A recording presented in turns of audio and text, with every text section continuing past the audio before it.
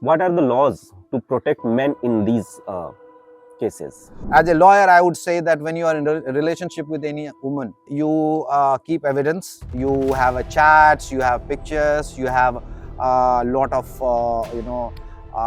gifts exchange, etc. and all. The moment FIR is lost, the man is convicted. That's what is the mindset we have. How do you prove that there was a promise of marriage? That's first thing first. And that promise was made with the intent to marry. Well, see, when you are in relationship, किसकी गलती है ये तो immaterial हो जाता है, तो बहुत सारे तरह का थ्रेट मिल जाता है, स्पेशली लड़कों को थ्रेट मिलता है. सेक्सुअल ऑफेंस केसेस में विक्टिम का नाम नहीं आता है, लेकिन इसका एक नुकसान ये देखने में मिलता है कि काफ़ी सारे फॉल्स केसेस, एक्सटॉर्शन वगैरह फाइल होते हैं. Whether it is a man और अ वुमेन, रेपुटेशन तो दोनों के बराबर होते हैं, दोनों के राइट्स सेम है, दोनों के फंडामेंटल राइट्स बराबर हैं. See, this is a natural process of between man and woman, and we can't discard this, we cannot throw it, we cannot defenestrate it out of the window. This is fact of the society, this will happen.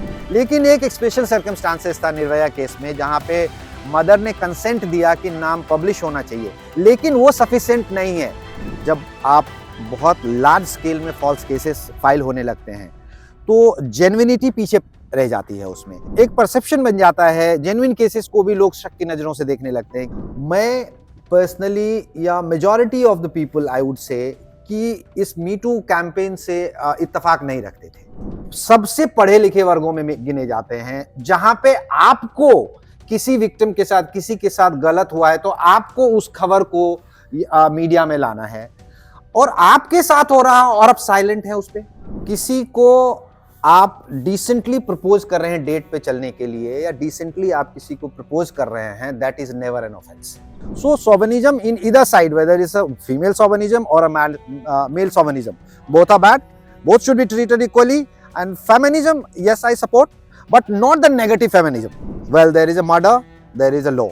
You cannot say that somebody is killed my son, so I am going to kill his son. Why not give them name? Why not give them a kind of identity? All right, live in relationship is there, so that their rights are, always protected.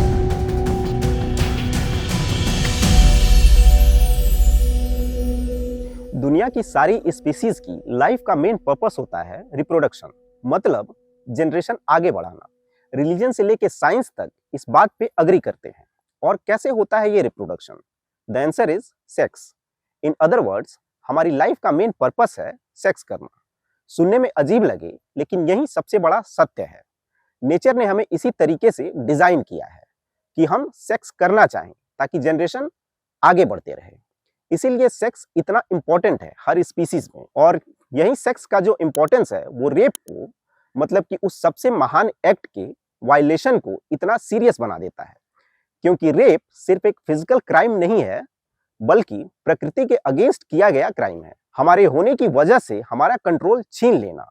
एक civilised society के ऊपर इससे बड़ा धब्बा भला क्या हो सकता है? लेकिन इसका दूसरा पहलू भी है जो कि उतना ही सीरियस है, and that is false rape cases. मतलब जब हमारी जिंदगी का सबसे सेलिब्रेटेड एक्ट हमारी जिंदगी बर्बाद कर दे, खास तौर पे हमारे देश में. अभी हम इस टॉपिक पे डिटेल में बात करेंगे, इसके लीगल एस्पेक्ट्स को जानेंगे और स्पेशली सेफगार्ड्स के बारे में चर्चा करेंगे. और इसके लिए आज हमने इनवाइट किया है एक खास मेहमान को.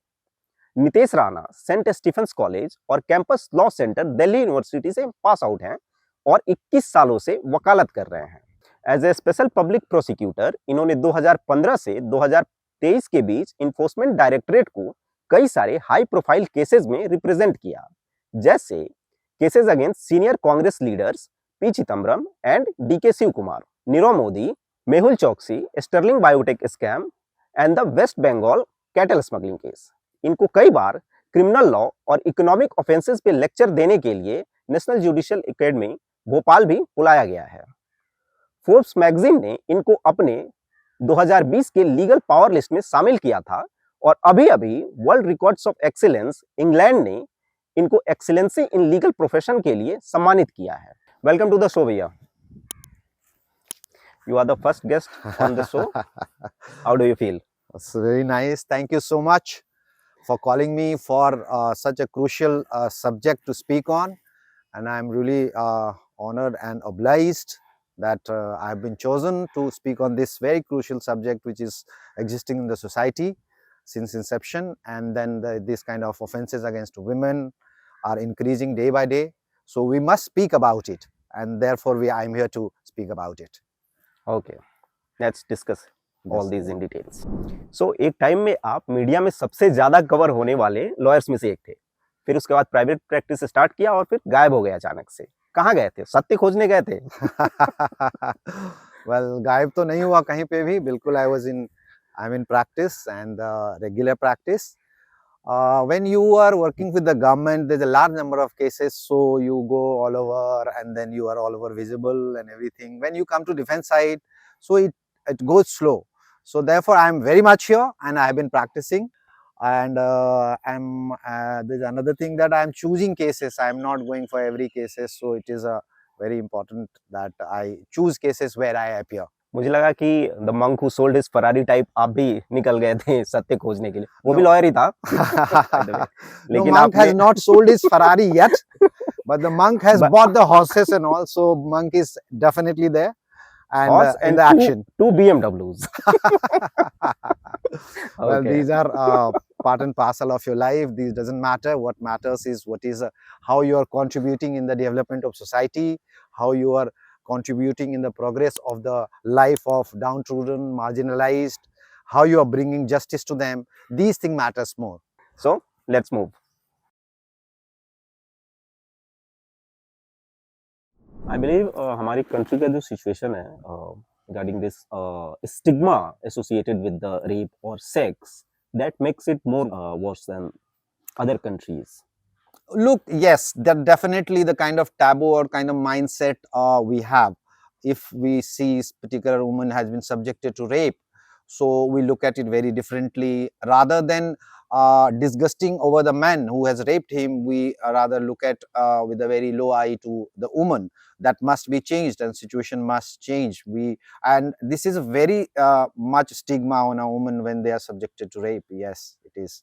So government recently restructured the rape law. So what do you see the main changes are there? Look, in 2012, there was a Nirvaya case. All of us, we know this was the most heinous and most pathetic form of disgusting form of crime had taken place in Delhi, where the whole country united and they were talking about it. There were a lot of protest against it. And 2012, Justice Verma Committee amended rape law. Earlier, it used to be section 376. They expanded it. Earlier definition of 376 was limited to the penetrations and so on. But later, when there was amendment in the law in 2012 in Justice Verma Committee, there was lots of variations were added in it, whether there is insertion of in the mouth, nose, etc., or whether if there is an object has been inserted in the private parts. Or so these are the various changes in the amendment of 2012 by Justice Verma Committee, and which has been accepted by the Parliament, and eventually this formed the present law of the country in regard to rape. So there were a lot of controversies regarding this Verma Committee recommendations. So आप कैसे देखते हो इनको? Justice Verma committee के amendment में बहुत ज़्यादा मैं एग्री नहीं करता हूँ. There has to be limitations. कुछ चीज़ें उन्होंने ऐड कर दी है जो आई थिंक नहीं होना चाहिए था. जो ओरिजिनल डेफिनेशन ऑफ लॉ था, लॉ रिगार्ड टू रेप था, वो बेटर डेफिनेशंस था. इन्होंने इतना वाइड कर दिया इस सेक्शन को कि it's covering almost everything which is not required. नहीं, बट उस टाइम तो था कि हाँ निर्भया रेप हुआ था, इंटायर कंट्री वांटेड कि हाँ ज्यादा स्ट्रिक्ट लॉ बने, पनिशमेंट बने, तो public outcry. Do you see उसका कुछ रोल रहा जो पब्लिक आउटक्राई था इस रेप लॉ को? लुक, कोई भी लॉ किसी भी सिचुएशन, एक पर्टिकुलर सिचुएशन को देख के नहीं बनाना चाहिए. बिकॉज जब लॉ बनाया जाता है तो वो जनरेशन टू जनरेशन वो लॉ इंप्लीमेंट होता रहता है. एक पर्टिकुलर सिचुएशन हुआ जो बहुत ही हीनियस था, बट वो एक पैरामीटर नहीं हो सकता है कि आप उसको लेकर के एक ऐसा लॉ बना दे जो कि इतना ड्रैकोनियन हो जाए और उसमें इनोसेंट भी कई बार फंस जाते हैं. तो उसको I think to my view it should be re amended. अभी भी गवर्नमेंट ने चेंज किया आईपीसी को बीएनएस में, उसमें भी रीस्ट्रक्चर किया बेसिकली। उसमें क्या चेंजेस है आईपीसी वर्सेस बीएनएस में? See, earlier when there was before 2024, rape section was 376. Now it is 63 and 64. So there is no change in the law. The same thing has been repeated. Only section is changed, and there is no substantial change or any change in the law of rape. So it is as it is. तो अब आते हैं main को protect करने वाले laws पे, जो भी पहले थे या अभी के हैं। क्या क्या लॉज हैं जो कि मेन को प्रोटेक्ट करते हैं ऐसे सिचुएशंस में या फिर सेफ गार्ड का काम करते हैं? उसके पहले मैं बोलना चाहूंगा इस पे कि how this law is being misused by women all over the country. See, कोई भी लॉ होता है तो उसका मिसयूज भी होता है। जैसे हम लोगों ने पहले देखा 498A, which was dowry law, which was vehemently misused, and eventually Honorable Supreme Court came in picture and laid a guideline in regard to it, and that law has been diluted because this was largely misused by the women. Similarly, right now also I see many cases being reported which is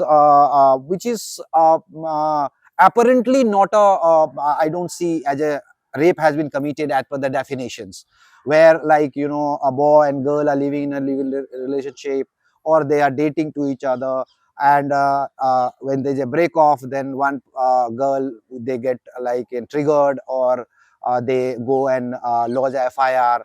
So all these things, although Supreme Court ने इस पे काफी कुछ restrictions डाले हैं, supreme court ने अपने opinions दिए हैं कि ऐसे केसेस को डिफरेंटली हैंडल करें, ऐसे केसेस रेप कैटेगरी में नहीं फॉल करता है। ब्रेक ऑफ हो गया, ओपिनियन चेंज हो गया, माइंडसेट चेंज हो गया, कंपैटिबिलिटी इशू आ गई, तो उसको रेप में कन्वर्ट नहीं कर सकते आप, because when you are dating और when you are in live in relationship, so both the party are consenting to it, and when you are consenting to it and eventually it doesn't turn out to be culminating into a marriage or a permanent relationship, so it should not trigger, it should not be given a different color that you lodge a case against a man. So these things are happening in a large scale, and especially in metro cities I see these things are happening at the investigation level, or rather before lodging an FIR in such situation, police should do the primary investigation about it. Only then FIR should be registered, because the law is when the crime is reported, then first lodge an FIR and then you investigate. However, in this case, what happens in the rape law, when there is complaint comes, immediately police lodge an FIR and then they investigate. The moment FIR is lodged, the man is convicted. That's what is the mindset we have. Whether tomorrow he can be discharged, there can be closure report, there can be cancellation, there can be acquittal, but the mindset of the society or mindset we carry. So all these should be taken into consideration, and these kind of things should be avoided. False promise of marriage is one big issue, जिसके ऊपर rape के cases काफी सारे file होते हैं, be it metropolitan cities or see, false, definitely this is one of the issue, and this is a part of the definition of rape law. If there is a promise to marry with the intent, then definitely it should be registered. But however, when you are in relationship for some time, year, 2 year, 5 years, over the period of time, how do you prove that there was a promise of marriage? That's first thing first, and that promise was made with the intent to marry. Now the second aspects of it, let's see in the when the married couples, let's take it a marriage couple, there is consent from both the parties, they get married and they live it with each other for some time, and then there is a divorce law, compatibility issue, other issues, whatever may be the issue. But in that situation, there is a provision of divorce, and then you can go for. So there in the beginning, both the parties are giving a consent for marriage, and they are coming, but then eventually they do not find each other compatible, they go for divorce. But here, it cannot be strict, like when both of you have given a consent that you are going into a relationship, and then there also may be a compatibility issue, there may be various issue, but that should not culminate into the rape, because there can be, once there is a non-compatibility, one party has a right to withdraw, the other party cannot say, all right, he has withdrawn, so I'm going to register a rape case against him because he has promised me to marry at one point of time. Let's take it, even in that case, he marry you, and then it culminates into divorce. You are nowhere. So these kind of cases should be looked very differently. But there are two sides, one की एक तो promise पे physical relationship बन गए, ठीक है, उसका misuse भी होगा अगर व्हाट यू आर सेइंग कि there should not be strict law about promise of marriage point of view, बाद में मिसयूज होगा उसका. See, here there is one more aspects I would like to discuss. If the sexual relationship is established by a man on the promise of marriage, but the intent was missing, so that the promise of marriage was only for the purpose of establishing a sexual relationship, but there was no intention to marry, then definitely it falls into the category of rape. But there was a genuine intent. How do you differentiate? Well, these are matter of trial, matter of investigation. When matter reaches to court, court looks into the evidence whether there was intention or not. Because see, if you see any sections of the IPC or BNS right now, everything crime is all about intention. Right. If the intentionally crime has been committed, only then you can be punished. There's a lot of things we do in life. There's no intention and we don't know. But so law also gives protection in that case. What are the laws to protect men in these cases? Well, there is no protection for men. Let me tell you very categorically, in the law, there is no protection for men. You have to protect yourself. And when you are in relationship, I would suggest, when you are in relationship, As a lawyer, I would say that when you are in a relationship with any woman, and then you keep evidence, you have a chats, you have pictures, you have a lot of gifts exchange, etc. and all. So all those evidence eventually will defend you, will protect you, and there are as such there is a no protection as such against this law for the men. Yeah, definitely once this case court or a police finds in investigation, or court during the trial finds that these kind of false cases, so you have a protection that you can lodge a case against women. And there have been incidents where the false cases have been registered against men for rape, and eventually men was discharged or acquitted, and the women were who had filed these cases were punished for this in accordance with the law. So the protection is ki once their case fails, being a false case, so then you can come in picture and file a case against him, file a case against her for the false cases, and there the punishment might go up to 5 years. so what the woman would be punished for or tried for अगर वो acquit हो जाता है, accused? See, अगर एक आदमी जो rape case का एक्यूज्ड है, आई वुड से एक्यूज्ड, अगर पुलिस उसके खिलाफ कैंसलेशन रिपोर्ट फाइल कर देती है, आफ्टर इन्वेस्टिगेशन क्लोजर रिपोर्ट आ जाते हैं, चार्जशीट नहीं आती है, डिस्चार्ज हो जाता है, एक्विटल हो जाता है, तो आपके पास अधिकार है कि आप उस फॉल्स केस, जिसने आपके ऊपर फॉल्स केस किया है, आप उसके ऊपर केस करें, और इस वजह से मेरी रेपुटेशन, मेरी प्रॉपर्टी, मेरी फैमिली, मेरी को डैमेज हुआ है, मेरी रेपुटेशन समाज में चली गई है, and for this that woman will be punished. तो आपने बोला कि मेन के लिए कोई प्रोटेक्शन नहीं है. अगर रिलेशनशिप फेल हुआ तो वुमेन तो केसेस फाइल कर सकती हैं, रेप और व्हाटएवर जितने भी उनके साथ प्रोटेक्शन है. क्या मेन के लिए कुछ नहीं है? मतलब एक रिलेशनशिप फेल होता है तो वो क्या कर सकते हैं men? See understand this way. अगर उनकी गलती नहीं है, सामने वाले की गलती है तो well see, when you are in relationship, किसकी गलती है ये तो इमैटेरियल हो जाता है, बट जब वो रिश्ते आगे नहीं चलते हैं तो बहुत सारे तरह का थ्रेट मिल जाता है, एंड स्पेशली लड़कों को थ्रेट मिलता है कि भाई मैं अभी you have done the break off, therefore I am going to lodge a case against you for rape और whatever may be the law in that regard. But in this situation, I would suggest one more thing. See, BNS talks about the section called 318, which is basically cheating. And cheating has 4-5 elements. It's not only about property. It's talk about your reputation. It talks about body, mind.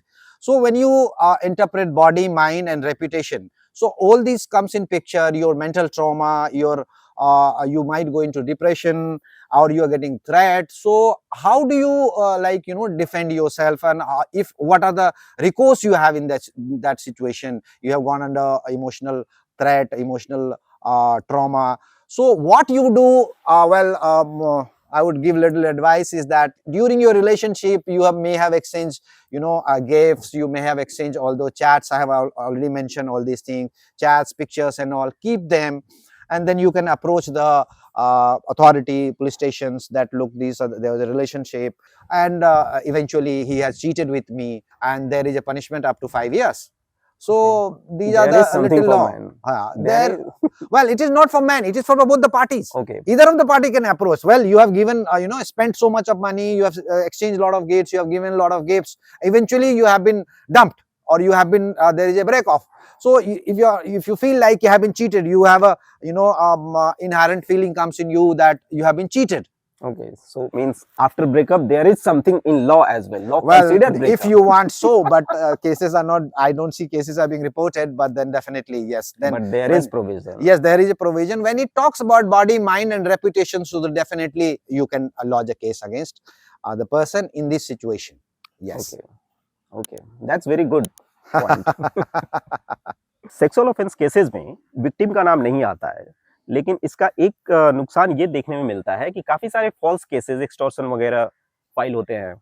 C BNS 72 जो है, नया कानून जो आया है, उसमें section 72 of BNS prohibits कि जो विक्टिम होते हैं रेप केसेस के, उसका नाम कहीं पे भी पब्लिश नहीं किया जाएगा. उसके जगह या तो एक्स लिखा जाता है या फिर प्रोसिक्यूटरिक्स लिखा जाता है, just to keep the identity of woman safe. क्योंकि थोड़ा स्टिग्मा जो है सोसाइटी में लेडीज पे, वुमेन पे ज्यादा लग जाता है, इसीलिए इस नाम को नहीं पब्लिश किया जाता है. मीडिया हाउसेस भी पब्लिक नहीं कर सकते, कोई भी नहीं कर सकते. इनफैक्ट हम उसको कोर्ट में भी नाम नहीं ले सकते हैं, उसको हम प्रोसिक्यूटरिक्स कह के जो है ना संबोधित करते हैं कोर्ट को. लेकिन मेरा पर्सनल व्यू है, और ये जो है मैं इससे इत्तेफाक नहीं रखता हूं, या तो दोनों के ही नाम प्रोटेक्ट किए जाएं, एक्यूज्ड एंड द विक्टिम जो है, दोनों का, till the case is proved. क्योंकि आज के दिन में ये हो रहा है कि जैसे ही, मैंने पहले भी बोला है, जैसे ही कंप्लेंट होता है, जैसे ही FIR होता है, उसको हम कन्विक्ट मान लेते हैं. सोसाइटी कन्विक्ट मान लेती है उस आदमी को कि ये तो डेफिनेटली ही कन्विक्ट है, इसको इसने रेप किया है. और बाद में इन्वेस्टिगेशन के बाद पता चलता है कि या तो वो डिस्चार्ज हो गए, क्विट हो गए, या क्लोजर रिपोर्ट आ गई, लेकिन तब तक उसकी रेपुटेशन खत्म हो जाती है. सोसाइटी उसको अलग नजरों से देखना शुरू कर देते हैं. तो whether it is a man और अ वुमेन, रेपुटेशन तो दोनों के बराबर होते हैं, दोनों के राइट्स सेम है, दोनों के फंडामेंटल राइट्स बराबर हैं. तो इस केस में या तो दोनों के नाम पब्लिश करें, नेम पब्लिश नहीं करना है तो दोनों ही नहीं करना है, और करना है तो दोनों को ही करना है. अब सेकेंड एस्पेक्ट जो आपका है कि इसकी वजह से फॉल्स केसेस रजिस्टर हो रहे हैं, I would वेहेमेंटली say that yes it is. क्या होता है कि जहां पे वुमेन को प्रोटेक्शन है कि आपका नाम पब्लिश नहीं होगा, तो वो वहां पे अपने आप को सेफ महसूस करने लगती है कि मेरा नाम तो इन एनी केस, अगर मैं केस फाइल कर देता हूं, मेरा नाम तो पब्लिश होना नहीं है.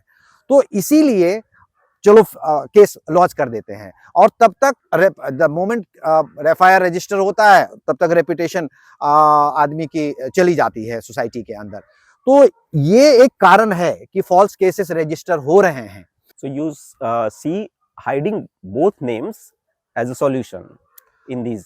Yes, it should be both names should be should not be published. Okay. Both names should not be published. क्योंकि situation, see all these things हम लोग को देखना पड़ेगा कि ये चीजें लार्जली क्यों बढ़ रहे हैं. सी इसके पीछे बहुत सारे कारण होते हैं. Economic development, freedom, then availability, then you have social media and all over.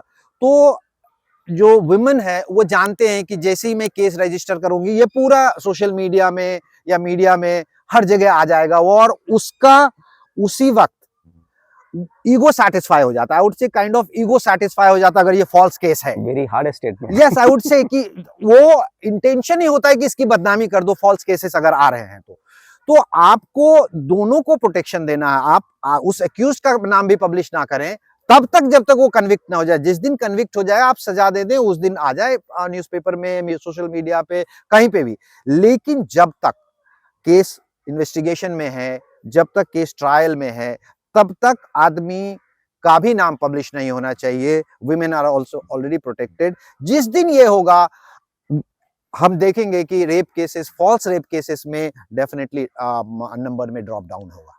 I think कि सोशल जो हमारी थिंकिंग है रेप को लेके या स्पेशली सेक्स को लेके जो स्टिग्मा है वो चेंज होना ज्यादा जरूरी है। See, this is a natural process of between men and women, and we can't discard this. We cannot throw it. We cannot defenestrate it out of the window. This is fact of the society. This will happen, and this is need of the humankind or animal, whatever you, as you in the beginning you have already said this. तो ये तो होता रहेगा, लेकिन हम थोड़ा इसके बारे में सोसाइटी को अवेयर कर सकते हैं। सोसाइटी में थोड़ा सा इसके बारे में हम लिटरेसी बढ़ा सकते हैं लोगों के बीच में। हम स्टिग्मा जैसे चीज़ों को, ये टैबू होते हैं इन सब चीज़ों को, थोड़ा सा इसके बारे में जानकारी फैलाई जा सकती है, जानकारी दी जा सकती है समाज को कि it should be looked at very differently.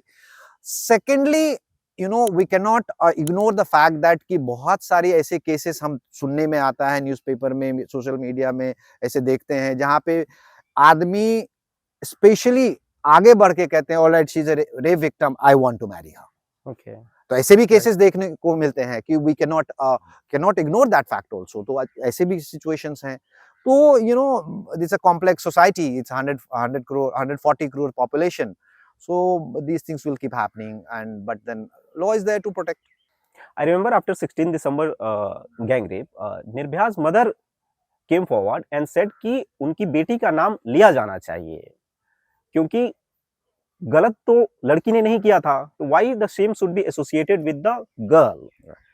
I see, my opinion in this is very clear that her opinion, her desire should have been respected, but लेकिन देश का कानून ऐसा था कि नाम निर्भया केस में नाम नहीं लिए जा सकते कानून के हिसाब से, तो नाम नहीं लिया गया था। Probably if I remember correctly उस समय उसके नाम से कुछ म्यूजियम बनाने की बात चल रही थी, तो म्यूजियम का नाम उसके नाम पे रखा जाना था, लेकिन वो नहीं हुआ क्योंकि लॉ यही कहता है कि विक्टिम का नाम नहीं लिया जा सकता है। बट वो तो मदर थी ना, तो अगर मदर बोल रही है, पेरेंट्स बोल रहे हैं, and when the girl is not there to consent और डिनाई, तो उसमें क्या लॉ है basically? No, but see law is implemented on everybody.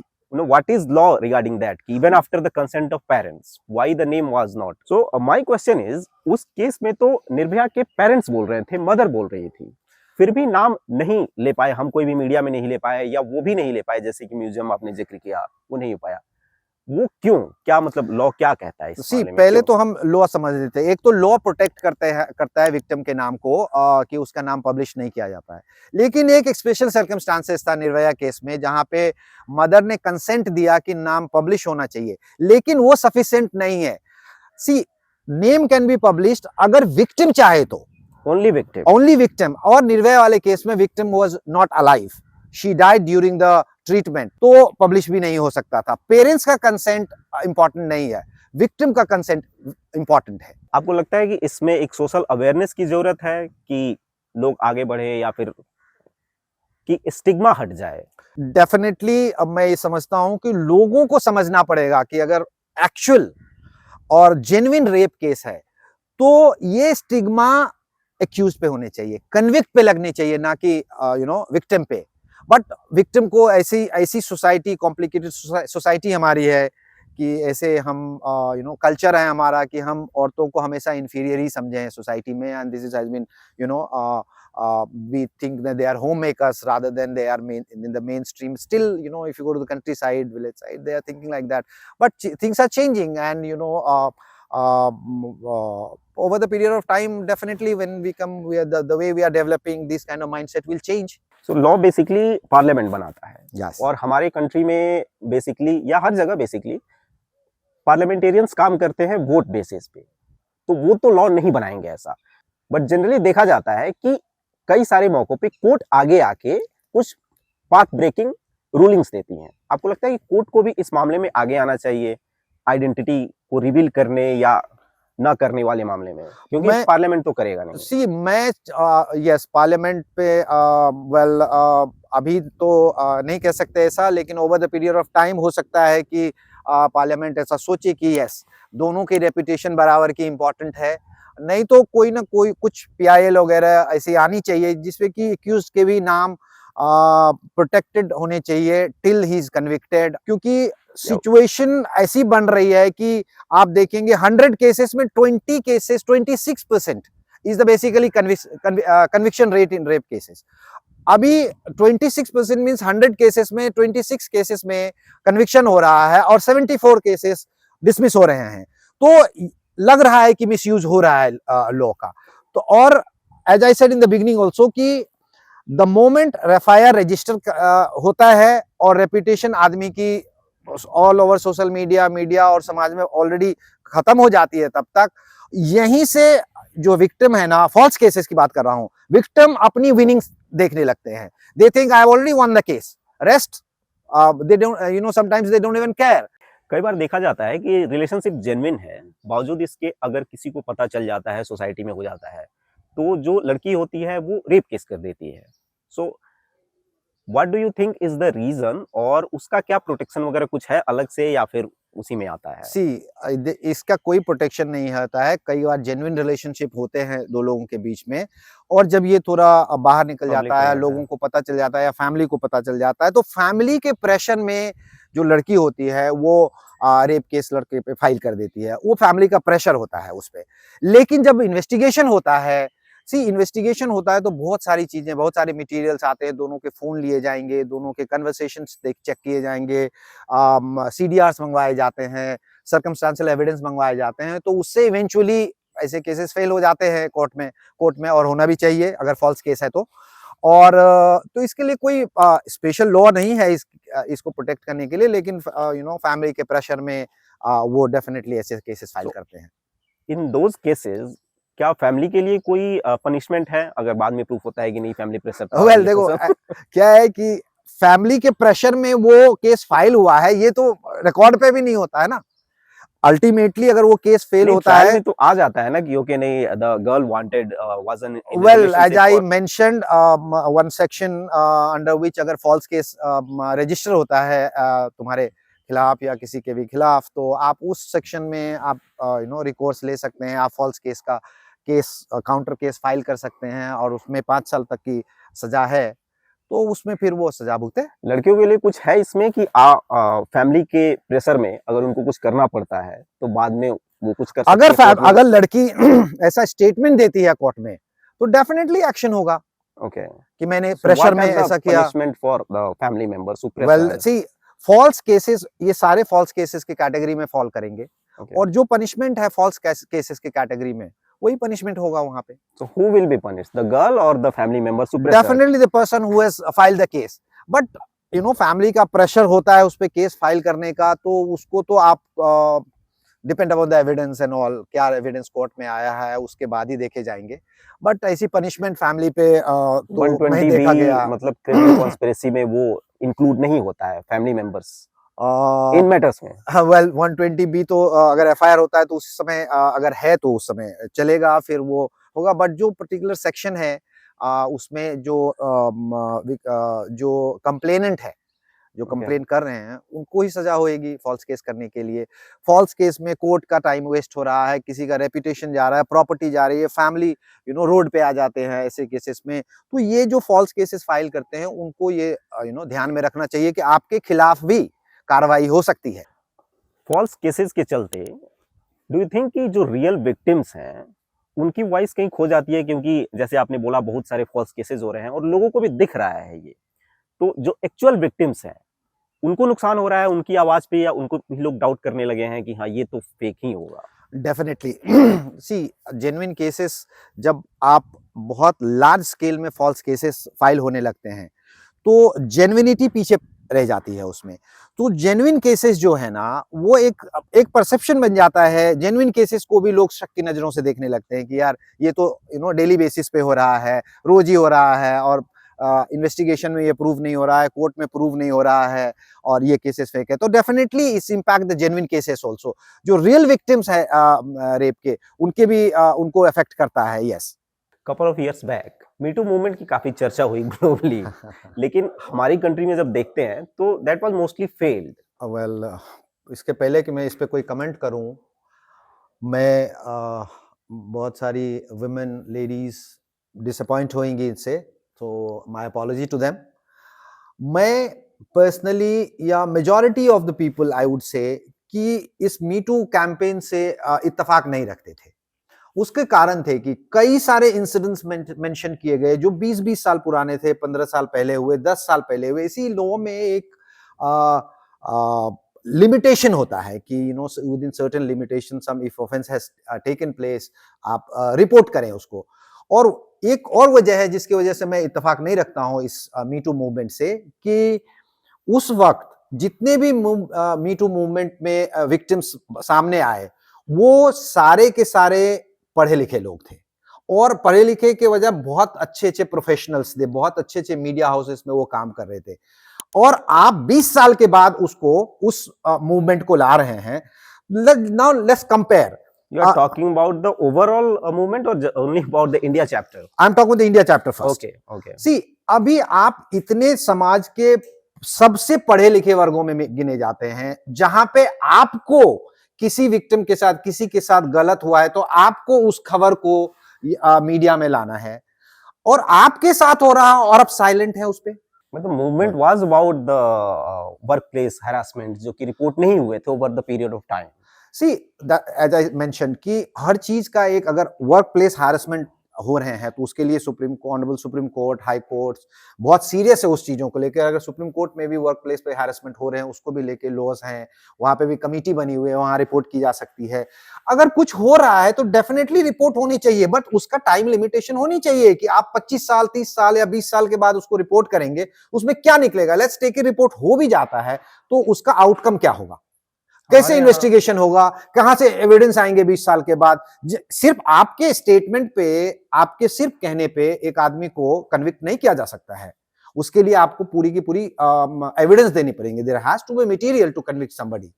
और एक मुझे दूसरा एंगल ये लगता है, ये थोड़ा सा मोटिवेटेड मूवमेंट था। बहुत सारे लोगों ने बहुत अपने पोजीशंस को दिए। मुझे याद है उस मी टू मूवमेंट में एमजे अकबर साहब कुछ मिनिस्टर थे, एक्सटर्नल अफेयर्स मिनिस्टर थे, उन पे एलिगेशन लगा था, तो उनको अपनी पोजीशन गंवानी पड़ी थी। तो आपने पोजीशन ले ली, लेकिन अल्टीमेटली उस मी टू मूवमेंट का हुआ क्या? कुछ भी नहीं।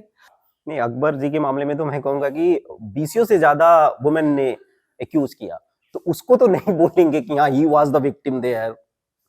सी, मैं 20 हो या 100 हो, मैं उस पे नहीं हूं। मैं हूं कि आप उसको टाइमली रिपोर्ट क्यों नहीं किए। Okay. और मैं समझ सकता हूं कि अगर आप कोई विलेज वुमेन है, आप कंट्री साइड से आ रहे हैं, आप इलिटरेट हैं, उस समय आपको शेम और उन सब चीजों की वजह से आप रिपोर्ट नहीं कर सकते। आज भी ऐसा होता है कि एक्चुअल जो रेप केसेस होते हैं वो रजिस्टर ही नहीं होता है, बिकॉज विलेज में या कंट्री साइड में ऐसी सिचुएशन समाज में बनी हुई है। लेकिन आप जब पढ़े लिखे वर्ग से आते हैं, आप लोगों की आवाज उठाने वाले वर्ग से आते हैं, वैसे केसेस में जब आप रिपोर्ट नहीं कर रहे हैं उस वक्त, चाहे 20 हो या 50 हो, वो नंबर इंपॉर्टेंट नहीं है। इंपॉर्टेंट है कि आपने अपनी जिम्मेदारी निभाई, आपको उसी वक्त रिपोर्ट करना चाहिए था उस चीज को। एक बहुत बड़ा रीजन मैं देखता हूं, इफ यू अग्री, कि इमेच्योरिटी जो है हमारे यहाँ, वो एक बहुत बड़ा रीजन था इसके फेलियर में। जैसे कई सारी लड़कियों ने आउट किया अपने एक्यूजर्स को, he asked me for date, उसने मुझे बोला डेट पे चलने के लिए। ऐसी ऐसी चीजों को बोला कि हाँ ये हरासमेंट था, ये सेक्सुअल हरासमेंट था। Well, let me tell you, किसी को आप डिसेंटली प्रपोज कर रहे हैं डेट पे चलने के लिए, या डिसेंटली आप किसी को प्रपोज कर रहे हैं, that is never an offence. जब तक आप उसको फोर्स नहीं करेंगे तब तक वो ऑफेंस नहीं है। अगर आप किसी को प्रपोज करने जा रहे हैं डिसेंटली, आपने प्रपोज किया, उन्होंने एक्सेप्ट किया या रिजेक्ट किया, ये ऑफेंस नहीं हो सकता है। आपने अपनी इच्छा रख दी वहां पे, उन्होंने एक्सेप्ट करना है तो कर लिया, और रिजेक्ट करना है तो कर दिया, यहां तक ऑफेंस नहीं है। इसके अगर बियॉन्ड आप जाते हैं, देन इट इज ऑफेंस। ये स्टॉकिंग में कब चेंज होता है? जब आप उसको पीछा करने लगते हैं, आप उसको कोई ना कोई तरीके से आप उसको क्या कहते हैं, स्टॉकिंग का डेफिनेशन है वहां पे, outraging the modesty of a woman. तो आप जब एक सर्टेन लिमिट्स, प्रपोजल तक तो ठीक है, लेकिन आप जब उससे बियॉन्ड चले जाएंगे, प्रपोजल कितनी तो- बार अलाउड है? well ये सब well, एक बार मना कर दिया, फिर बोला, फिर मना कर दिया, फिर तीसरी बार well बोला। that depends upon a woman, then how he takes you, right? So proposal, किसी को आप प्रपोजल दे रहे हैं, वो ऑफेंस तो नहीं हो सकता, लेकिन उसके बियॉन्ड अगर आप जाते हैं, कोई force, you are applying force or you are applying some tricks or stalking, then it can be an offense, yes. Talking about me too movement, do you think कि हमारी कंट्री में लोगों को समझने की जरूरत है कि there is difference between feminism and female chauvinism? Well, let me tell you this way first. Chauvinism in any form is bad. I do not believe in whether it's a male chauvinism or a female chauvinism. Both are bad. Chauvinism should not be there. Let's talk about feminism. See, feminism is what? Feminism is all about the equality. The women wants equal rights. Women wants equal treatment. They should not be subjected to the any kind of inferior situations. So that's what feminism. I would not oppose this. I support feminism. But the female chauvinism and the male chauvinism, both are bad. So there should not be any kind of chauvinism. What is chauvinism? Now, chauvinism, let me explain what is chauvinism. Is if you see in the society, women has always been treated as a inferior gender, and the male has been male himself has always treated a superior gender. And because of that mindset, you are subjecting them to a kind of inferior, or kind of, you're not treating them equal. So that's what that kind of mindset is, basically chauvinism. So chauvinism in either side, whether it's a female chauvinism or a male chauvinism, both are bad. Both should be treated equally. And feminism, yes, I support, but not the negative feminism. Definitely. That is female chauvinism. Well, you can say whether it's a negative feminism or the female chauvinism, both can be termed in the same way. However, it should be, equally, both should be treated equally. But basically mindset is कि इतने सालों तक हमें दबा के रखा, हम पे जुल्म किया. So now it's time for the revenge. How the law works and on that point? Well, let's take it. Law has given enough protection to women. Whether if you go to any kind of law, is a marriage law or IPC, BNS or anything, if you see, there is a lot of sufficient law has been enacted by the parliament, which protects women's right, their equality, their dignity, all has been taken care by the parliament. Now coming back to see there is enough law has been enacted by the parliament to protect the rights of women, their equality, fundamental rights and everything. Now coming back to the situation where you see the question, revenge part of it. Law, there is no place of revenge in law. If something has been wrong to you, some illegal act has been committed to you, there is a law to protect you. You can approach the police station, you can approach the concerned authority, approach the court. For that, well, there is a murder, there is a law. You cannot say that somebody is killed my son, so I am going to kill his son. Eye for eye is not the law. Justice is different from revenge. There is no place of revenge in the legal system. Living relationship के मामले में हम देखते हैं काफी सारे failed होने के बाद में केसेस फाइल होते हैं. सो उसमें क्या स्थिति है लॉ की? See I tell you, live in relationship पे अभी हमने थोड़ी देर पहले बात की है, इस पे फिर से मैं कुछ बात कहना चाहूँगा. लिव इन रिलेशनशिप में उत्तराखंड जैसे स्टेट ने अपने लॉ बनाए हैं, और within if you are intending to live in relationship, within 30 days you have to register yourself with the concerned registrar, and then you can continue. और उसी में अगर आप उससे बाहर निकलना चाहते हैं, dissolution of live in relationship के लिए भी प्रोविजन है. अगर आप रजिस्टर नहीं करते हैं उसको, तो आपके लिए पनिशमेंट भी उसमें निर्धारित की गई हुई है. तो ठीक है, लिव इन रिलेशनशिप को definitely I support it outrightly. I support this concept, which is a modern concept we are developing.